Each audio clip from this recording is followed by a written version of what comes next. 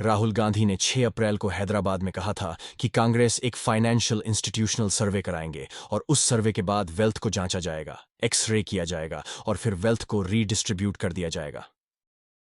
देश का एक्सरे कर देंगे, दूध का दूध, पानी का पानी हो जाएगा। माइनॉरिटीज को पता लग जाएगा कि इस देश में उनकी भागीदारी कितनी है। इसके बाद हम फाइनेंशियल और इंस्टीट्यूशनल सर्वे करेंगे, ये पता लगाएंगे हिंदू किसके हाथों में है, कौन से वर्ग के हाथ में है।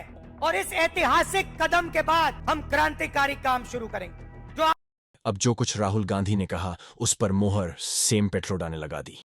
The future policies would be such that this particular group cannot be into everything. There is a monopoly act in America also. We have to make sure that few people become so rich that they begin to run government. We have to make sure that's the requirement in democracy everywhere in the world. Nothing wrong in being rich, nothing wrong in accumulating wealth. But to what point? Let me tell you, in America, there is an inheritance tax. So if, let's say, one has $100 million worth of wealth, and when he dies, he can only transfer probably 45% to his children. 55% is grabbed by government. क्या होता है ये inheritance tax? एक ऐसा tax होता है जो उस समय लगता है जब कोई अपनी संपत्ति को किसी दूसरे के नाम अपनी मृत्यु के उपरांत करता है। ऐसा अक्सर आपने अपने घर परिवारों में देखा होगा कि दादा की मृत्यु पर पिता को उनकी संपत्ति में हिस्सेदारी मिल गई। अभी तो पिता की पूरी प्रॉपर्टी बच्चों को मिल जाती है, लेकिन यदि इस पर इनहेरिटेंस टैक्स लगा दे तो पिता की प्रॉपर्टी का एक बड़ा भाग सरकार को चला जाएगा और बाकी का बचा हुआ भाग बच्चों में बांटा जाएगा। 1985 से पहले ये इनहेरिटेंस टैक्स भारत में 85% तक था। यानी अगर किसी ने 10 लाख रुपया कमाया और वो अपने बच्चों में बांटना चाहता है तो उसमें से 8,50,000 सरकार ने लेगी और 1,50,000 जो है उसके 2 बच्चे हैं तो 2 बच्चों में 75,000 बंटेगा। लेकिन ये जो टैक्स था इसे भारत से 1985 में हटा दिया गया था। लेकिन इसे क्यों हटाया गया? स्टेट ड्यूटी एक्ट 1953, जिसे 1985 में समाप्त कर दिया गया था। क्यों समाप्त कर दिया गया था? दरअसल ये टैक्स 1953 में नेहरू जी ने आरंभ किया था और इस कारण नहीं बताया था जो आज बताया जा रहा है, अमीर और गरीब के मध्य का अंतर समाप्त करना। ओके, किसी भी व्यक्ति की मृत्यु के समय स्टेट ड्यूटी टैक्स लगा दिया जाता था और जैसे ही बच्चों को हिस्सा मिलता सरकार टैक्स काट लेती।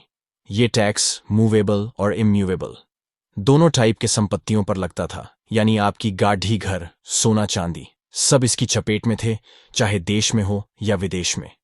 कितना लिया जाता था? इस टैक्स को 1 से 20 लाख तक अलग अलग स्लैब थे।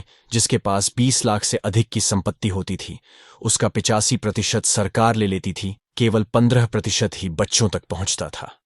अक्टूबर 1984 में इंदिरा गांधी जी की हत्या हो गई थी, पर वो अपने जीवन काल में ही यानी कि 2 मई 1984 को अपनी वसीयत पब्लिश करवा गई थी, यानी अपनी मृत्यु से लगभग 5 महीने पहले। अब उनकी मृत्यु के पश्चात उनकी वसीयत पर यह टैक्स लगना था। उनकी वसीयत $1,75,000 की थी, यानी कि उस समय के 21,50,000 रुपए और आज के 4.5 करोड़ रुपए, जिस पर कानूनन 85% टैक्स लगना था। यानी कि राजीव गांधी जी को अपनी मां की संपत्ति में से केवल 3,50,000 रुपये मिलने थे। इस स्थिति को बदलने के लिए एक निर्णय लिया गया और 1985 में यह एक्ट एबॉलिश कर दिया गया।